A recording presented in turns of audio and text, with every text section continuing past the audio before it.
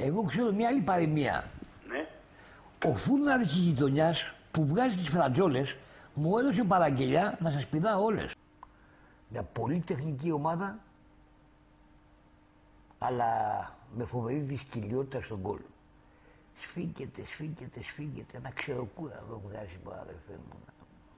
Χέσε στη λεκάνη ρε Άρη να πούμε να χορτάσει ο κόσμος σκατό. Τι είναι αυτό ρε. Τι είναι αυτό ρε κοντρέα.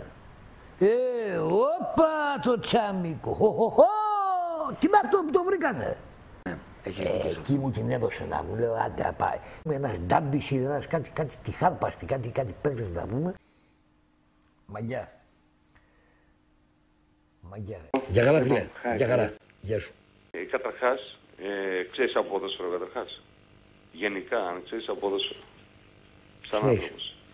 Συνέχισε. Μια ωραία πεταλούδα. Τον έχεις δει. Τι είναι αυτό ρε.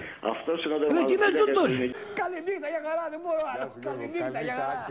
Έσχος, τα κουρεύω σκούπα.